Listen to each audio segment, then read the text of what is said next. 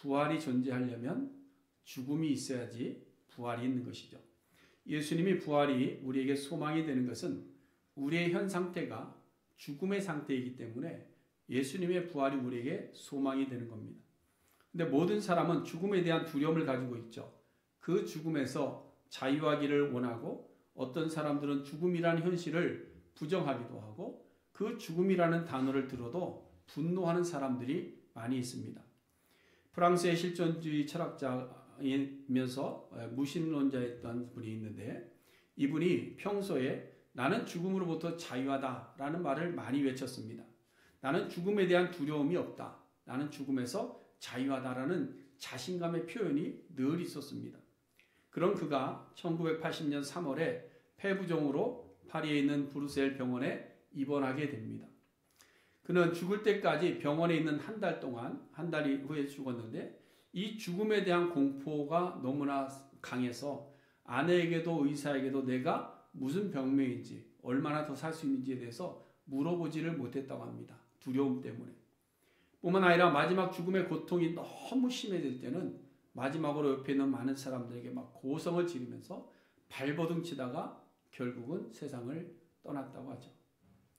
이 사람은 늘 죽음이라는 공포를 부정하고 자신은 자유하다고 외쳤지만 정작 죽음 앞에 섰을 때에는 자유함이 없었다라는 겁니다. 없었습니다. 그래서 이 사람은 죽은 후에 자유를 외친 그가 왜 자신은 죽음에서 자유하지 못했는지 프랑스의 많은 언론들이 떠들기 시작했습니다. 그때 한 기고자가 신문에 이렇게 기고합니다. 신문에 그는 돌아갈 고향이 없었기 때문이다 이렇게 얘기합니다. 왜 고통당하는가? 왜 이 사람이 이렇게 고통스러워하는가? 왜 죽음에 대해서 분노하는가? 그것은 그가 돌아갈 고향이 없기 때문이다. 여러분 돌아갈 고향이 없기 때문에 죽음으로부터 자유한다고 말은 하지만 실제적으로 자유하지 못한 겁니다. 죽음에 들지 않으려고 발버둥 치며 소리 지르다가 죽고 마는 것입니다. 여러분 어느 누가 이 사람의 모습을 보면서 나는 절대 안 그래 라고 말할 수 있겠습니까? 아니 어떻게 그 사람이 그럴 수 있어? 나는 안 그럴 거야. 그렇다면 여러분 우리는 과연 돌아갈 고향이 있습니까? 우리는 과연 돌아갈 우리의 영혼이 돌아갈 집 주소를 우리의 손에 쥐고 있느냐 말입니다. 많은 사람이 죽으면 그것으로 끝난다고 알고 있습니다. 그런데 그것은 잘못 알고 있는 것이죠. 여러분 우리는 죽음에서 끝나지 않습니다. 믿으십니까? 우리의 육체의 죽음은 죽음으로 끝나는 것이 아니라 반드시 새로운 세계가 우리 앞에 펼쳐집니다. 왜냐하면 인간이라는 이 존재 자체가 육체와 영혼으로 이루어져 있습니다. 그래서 우리의 육체는 우리가 아는 대로 죄로 인해서 죽습니다. 그래서 흙으로 다시 돌아가는 존재가 우리의 육체입니다. 그래서 죽음이라는 것은 우리의 마지막 때 우리 육체는 땅으로 돌아가지만 우리 안에 있는 영혼은 살아서 하늘나라로 올라간다는 거죠. 육체의 죽음은 육체는 죽지만 영혼은 소멸되지 않습니다. 육은 흙으로 돌아가지만 영은 하나님께로 돌아가는 것입니다. 그래서 흔히 하는 말로 죽으면 끝이지 라고 생각하는 분들이 있습니다. 뭐 죽으면 끝나는 거지. 죽으면 이 고통도 없는 것이지 하면서 죽음을 스스로 선택하기도 합니다. 그래서 육체의 죽음에서 육체의 고통은 벗어날지 모르지만 우리의 영혼의 죽음은 벗어날 수가 없습니다. 우리의 영혼은 육체의 죽음으로 끝나는 것이 아니다라는 것이죠. 우리의 영혼의 죽음은 도망할 곳이 없는 것입니다. 그러므로 우리는 영원한 생명으로 들어가는 부활을 위해서 우리에게 주어진 이 육체의 시간에 부활의 소망을 붙잡고 살아야 된다라는 겁니다. 근데 많은 사람들이 영원한 생명보다는 육체의 짧은 삶에 대한 애착이 너무나도 강한 것이죠. 육체적인 죽음에 대한 두려움을 가지고 살아가고 있다는 겁니다. 우리가 흔히 하는 말로 오는 데는 순서가 있지만 가는 데는 뭐예요? 순서가 없다는 말을 하지 않습니까? 그래서 많은 사람들의 삶의 목표는 가는 순번이 좀 더 더디 오기를 기대하는 겁니다. 더디 오기를. 그러나 우리는 모두 한 번 와서 주어진 삶의 시간들을 살다가 한 번은 가게 되어져 있는 것이죠. 그러므로 우리의 삶의 목표 설정이 명확해야 됩니다. 이 땅에 사는 삶인지 아니면 영원한 삶인지 여기에 대한 우리의 분명한 목표의식이 있어야 되는 것이죠. 최초의 인간인 아담과 하와는 하나님이 창조하신 에덴 동산에 살았습니다. 그 에덴 동산에 살 때는 너무나도 좋았죠. 모든 것이 전부 갖춰진 그 안에서 무병장수하는 삶이었습니다. 영생하는 삶이었습니다. 아무 근심과 걱정도 없는 그런 삶입니다. 악함이 없습니다. 공해도 없습니다. 뭐 암이나 희귀병도 없습니다. 이상기후라는 자연재해도 없습니다. 뭐 요즘은 어두운 밤길 가다가 뭐가 제일 무서워요? 밤길 갈 때? 사람 만나는 게 제일 무서울 정도로 사람이 이렇게 악해져서 사람 만나는 것이 악한데 또 맹수를 만나도 어떻습니까? 두렵죠. 두렵죠. 근데 에덴 동산에는 어디를 가든지 누구를 만나도 두려움이 없는 겁니다. 왜? 동물들을 만나도 친근합니다. 어느 사자를 만나도 어떤 맹수를 만나도 아주 친근합니다. 사람을 만났다면 그 사람은 누굴까요? 에덴 동산에서 아담이 길을 가다가 사람을 만났어요. 누굴까요? 누군지 모르세요? 너무 많아요? 사람이? 내 살 중에 살이요 내 뼈 중에 뼈인 연인을 만나니까 무슨 두려움이 있겠습니까? 그런데 아담과 하와가 선악과를 따먹고 죄를 지음으로 말미암아 그 좋았던 에덴 동산에서 쫓겨나고 그 다음에 저주를 받은 것이죠. 그래서 사람은 죽음으로 우리가 살게 되고 땅은 저주를 받아서 가시덤불과 엉겅퀴를 내기 시작했습니다. 사람들은 평생 일하고 수고하고 땀 흘리고 해산의 고통을 하다가 이 땅의 염려와 근심을 가지고 살다가 결국은 흙으로 돌아가는 존재가 되어버린 겁니다. 무엇 때문에? 죄 때문에.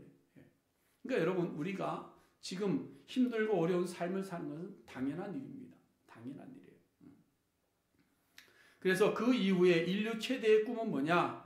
죽지 않고 영생하는 겁니다. 영생하는 것. 그래서 인류는 영생의 방법을 알고자 수천 년 동안 수많은 연구를 했습니다. 그런데 다 실패했죠. 돈과 권력을 가지게 되면 마지막으로 가지고 싶은 것이 영생이었습니다. 로마의 권력자들이 자신의 가진 힘으로 불멸의 존재가 되고 싶어 했습니다. 그것을 꿈꿨습니다. 그러나 그것이 되지 않으니까 그럼 내가 죽어서라도 신의 존재가 되어야겠다. 그래서 스스로 신적인 존재가 되려고 자신을 신격화한 겁니다. 중국의 황제들도 영생하는 약초를 먹고 싶어서 온갖 그 땅에 널려있는 약초들을 다 구해다 먹었습니다. 근데 도리어 중독이 되어 죽었다고 하지 않습니까? 오늘날에도 억만장자들이 영원히 살 수 있는 방법을 찾아내기 위해서 자신들이 버는 돈으로 자기의 영생을 위해서 엄청난 투자를 합니다. 근데 세상 사람만 그런 것이 아니라 종교인들 역시 마찬가지입니다. 하나님을 믿노라 하면서도 육체의 영생을 얻고자 한다는 것이죠. 그 대표적인 예가 성경에 나오는 한 부자 청년이죠. 한 부자 청년. 가진 것은 맞습니다. 영생을 얻고 싶습니다. 그 영생의 개념을 이 땅에서 누리는 영생을 소망했던 것이죠. 그래서 예수님을 찾아갔는데 예수님의 명령하시는 말씀 앞에 내어주라 할 때 너의 육의 것을 내어주라라고 말씀하고 영생을 얻으라는데 그거를 받아들이지 못합니다. 그걸 그대로 순종하지 못하죠. 왜? 육의 것을 놓을 수가 없기 때문에 그렇습니다. 우리의 목표와 그 부자의 목표는 육에 있었던 것이죠. 이렇게 영원히 사는 것이 꿈이지만 그것이 불가능한 것을 알게 되면 차선으로 선택하는 것이 뭘까요? 장수하기 때문에 장수. 오래 살고 싶다. 그래서 이제는 어떻게 하면 더 오래 살 수 있을까에 대해서 연구합니다. 그리고 모든 노력을 다 기울입니다. 어떻게 해서 더 살고 싶은 것이 우리 인간의 욕구입니다. 어쩔 수 없습니다. 그래서 우리가 흔히 무슨 말 합니까? 개똥밭에 굴러도 뭐가 낫다? 이승이 낫다. 이런 말 하는 거예요.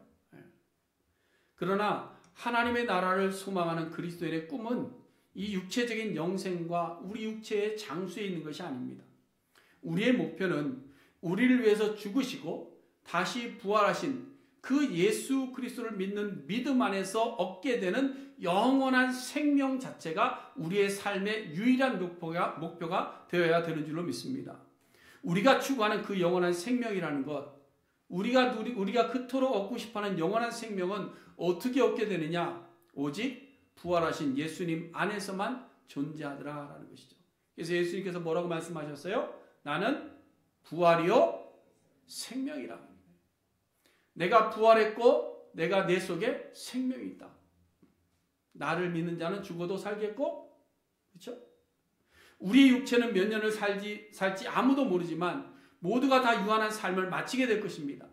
그러나 우리의 영혼은 어떻습니까? 영원히 존재하게 됩니다. 우리의 영혼은 죽음과 생명의 자리로 구분되어서 영원한 죽음에 처하게 되거나 아니면 영원한 생명에 처하게 되는 거죠. 그래서 영원한 죽음 가운데 들어가지 않기 위해서 우리는 부활하신 예수님을 믿는 것이고 그 예수 그리스도를 통해서 영원한 생명으로 들어가는 길이 우리에게 열려진 겁니다.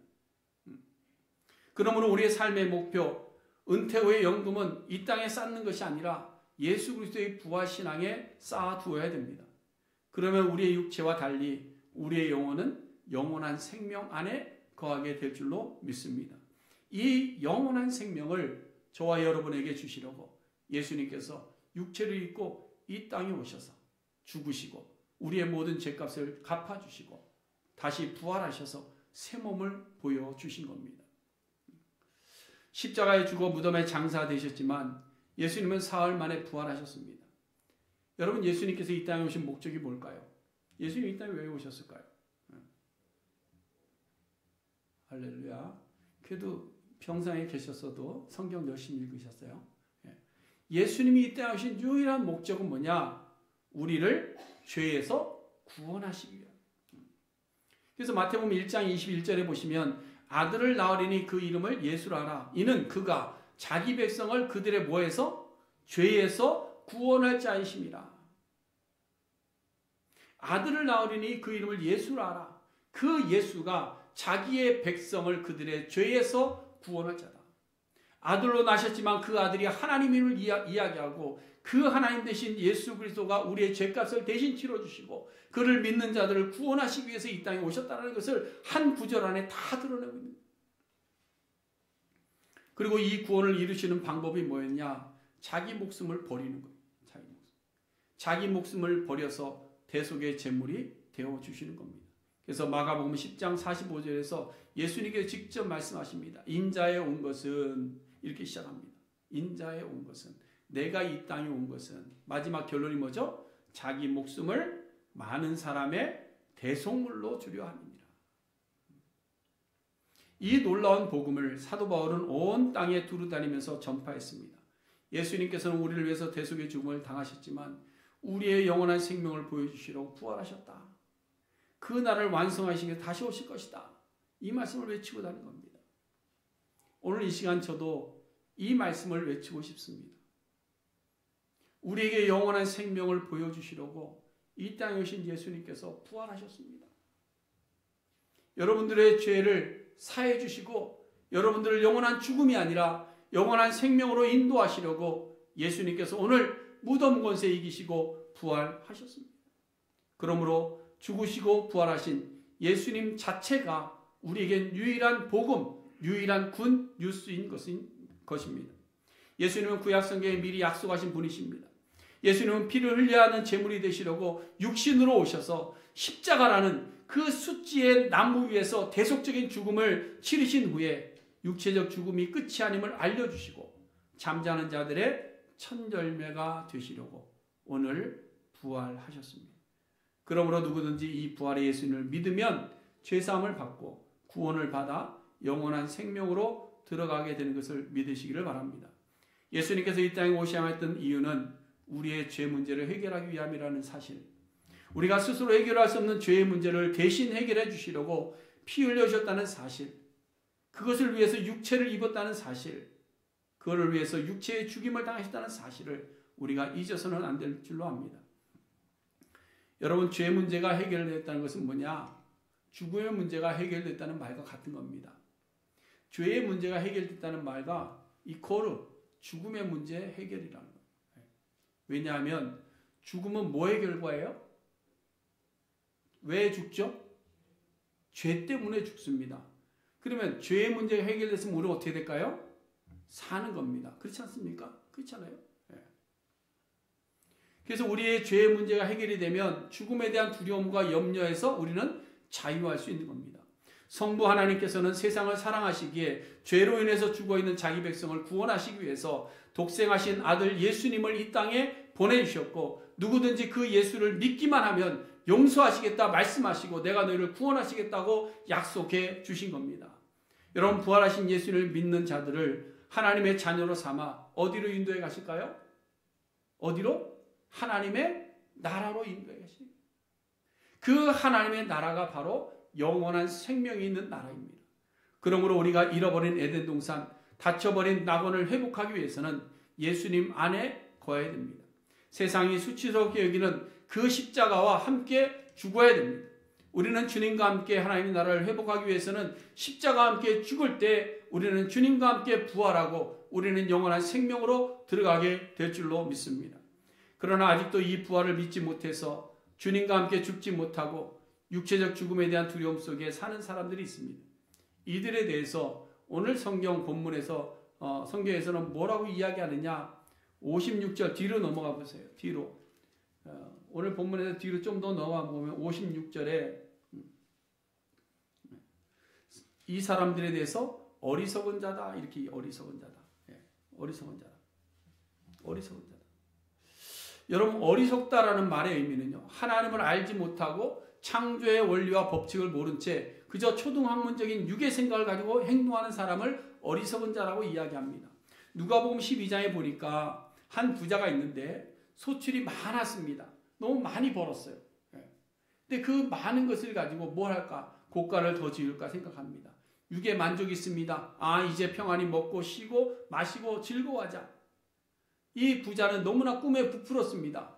육체의 기쁨과 육체의 삶을 누리려고 하는 그 꿈에 부풀어 있을 때에 주님께서 말씀합니다. 어리석은 자여.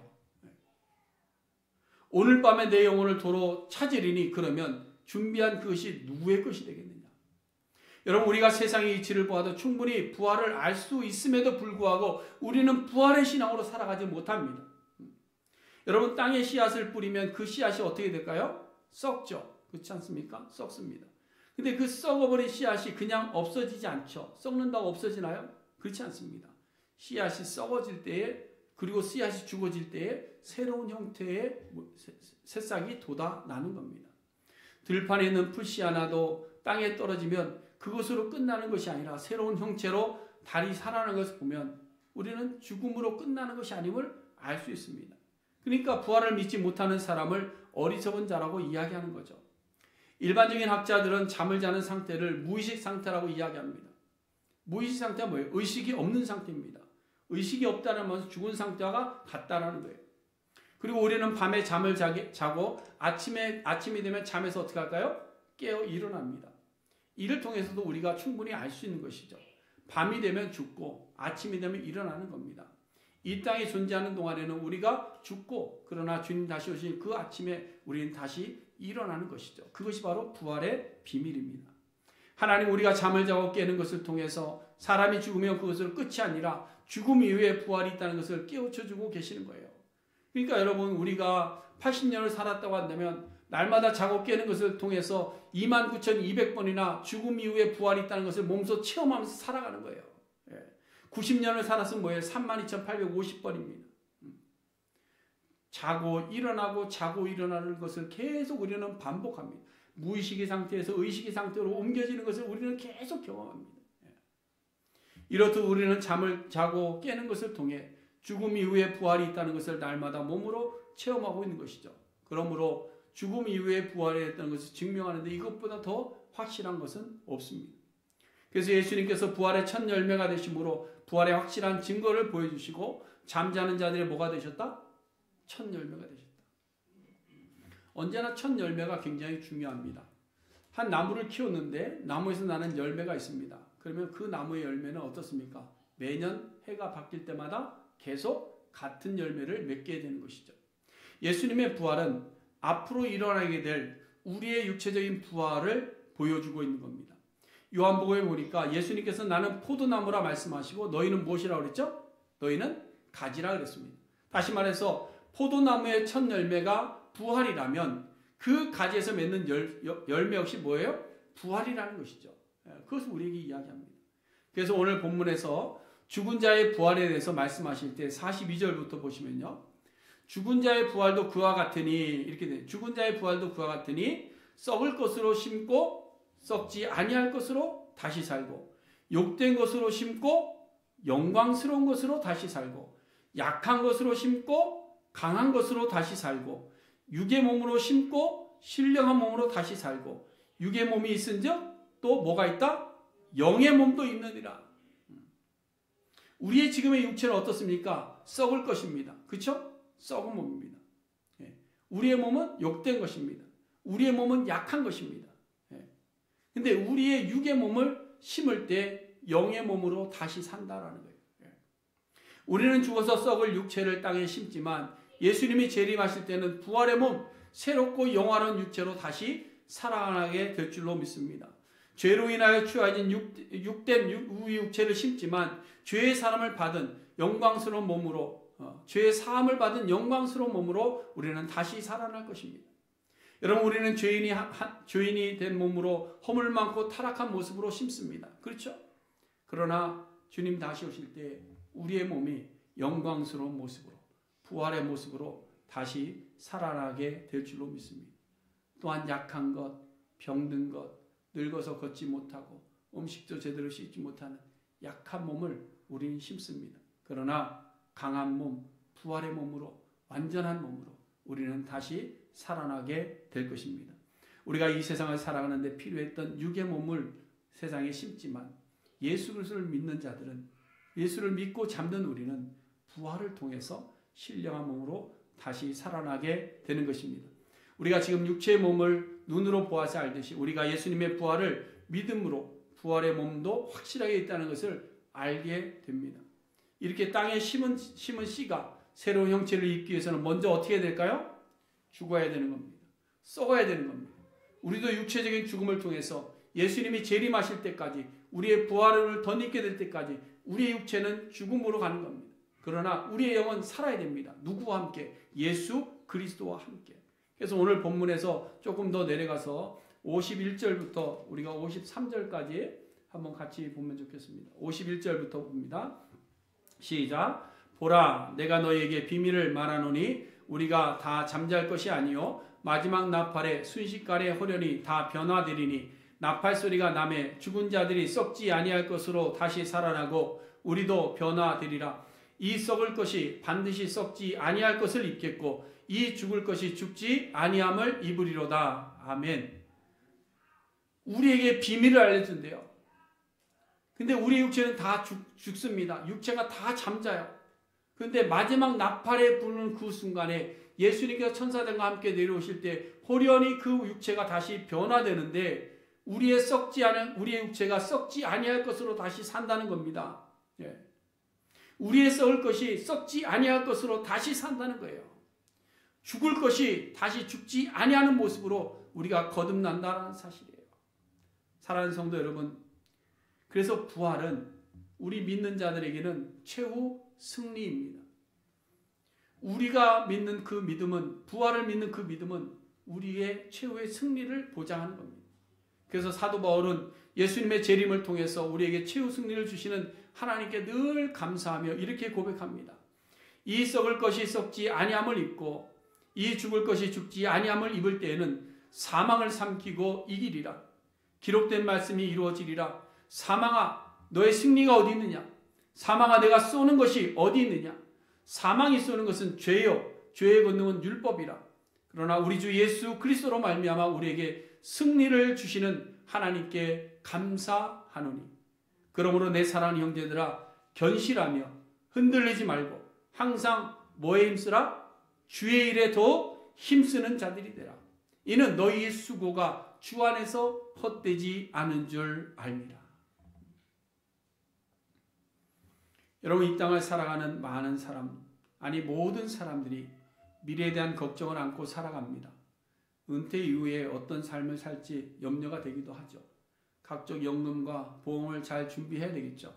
마땅히 준비해야 될 일이라고 생각합니다. 근데 여러분, 죽음 이후의 영생에 대해서도 우리는 관심을 가져야 됩니다. 은퇴 이후부터 죽을 때까지의 삶이 아니라 죽음 이후의 그 삶을 우리는 준비해야 됩니다. 죽음으로 끝이라면 죽을 때까지 먹고 살 것만 있으면 마음의 평안함이 있을 겁니다.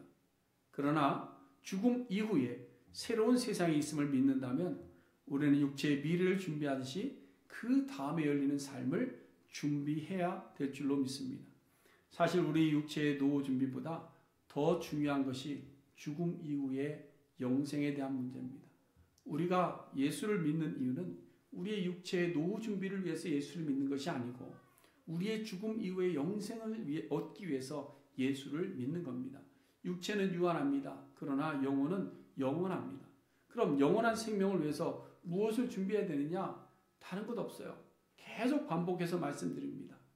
우리를 위해서 이 땅에 오셔서 육체로 오셔서 그 육체로 죽으시고 우리의 죄값을 대신 치러주셔서 우리를 의롭게 만들어주신, 그리고 우리를 위해서 죽음 권세를 이기시고 부활하신 그 예수 그리스도를 믿으면 됩니다. 어렵습니까?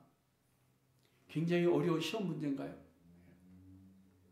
예수님의 부활과 함께 부활할 것을 믿을 때 우리는 죄와 죽음의 문제를 해결해 낼 수 있는 줄로 믿습니다. 사랑하는 성도 여러분, 비록 저주와 수치의 십자가의 죽임을 당하셨지만 약속하신 대로 사흘 만에 부활하신 예수님 안에 우리는 영원한 생명이 있음을 알고 그분을 믿는 믿음 안에서 천국을 향하여 가는 우리 모두가 될 수 있기를 바랍니다. 누가복음 24장 46절부터 49절에 보시면 예수님은 승천하시면서 자신의 부활을 목격한 사람들에게 두 가지를 부탁하셨습니다. 첫 번째로 위로부터 능력을 입을 때까지 이 성에 머물러 있어라. 두 번째로 위로부터 내려온 능력이 임하면 너희들이 가서 증인이 되어라 말씀합니다. 예수님의 부활과 승천을 목격한 사람들은 예루살렘 성전을 떠나지 않았습니다. 예루살렘 성전으로 돌아가서 하나님을 찬양하고 있었습니다. 그때 성령이 임하셨고 성령의 능력을 덧입은 이후에는 온 사방으로 가서 주의 복음을 증거하는 자들이 됐습니다. 그래서 사도행전에 보면 사도들이 예수님의 명령을 따라서 경계를 뛰어넘는 것을 보여줍니다. 예루살렘의 경계를 뛰어넘었습니다. 유대의 경계를 뛰어넘었습니다. 사마리아 경계를 뛰어넘었습니다. 그러고는 마침내 땅끝까지 가서 복음을 전했습니다. 지역적인 경계만 뛰어넘은 것이 아니라 이방인들에게도 복음을 전하며 신분의 경계도 뛰어넘었습니다. 여러분, 예수님의 부활을 믿고 부활에 참여한 우리도 마찬가지입니다. 우리는 십자가로 죄사함과 구원을 받았습니다. 예수님의 부활하심으로 영원한 생명을 얻게 되었습니다. 그렇다면 이제 우리도 받은 것으로 만족하며 어리석은 사람처럼 육체를 위해서 먹고 마시고 즐거워하는 일에만 몰두할 것이 아니라 제자들처럼 내 삶의 경계를 넘어서 온 세상에 이 부활의 주님을 외치는 성도들이 되어야 될 줄로 믿습니다. 사랑하는 성도 여러분, 예수님은 부활하셨습니다. 우리도 마지막 때에 부활할 것입니다. 여러분, 부활은 분명히 있습니다. 그러므로 부활의 기쁨과 감격으로 증인의 삶을 사는 우리 모든 성도들 될 수 있기를 주님의 이름으로 간절히 축원해 드립니다. 기도하겠습니다.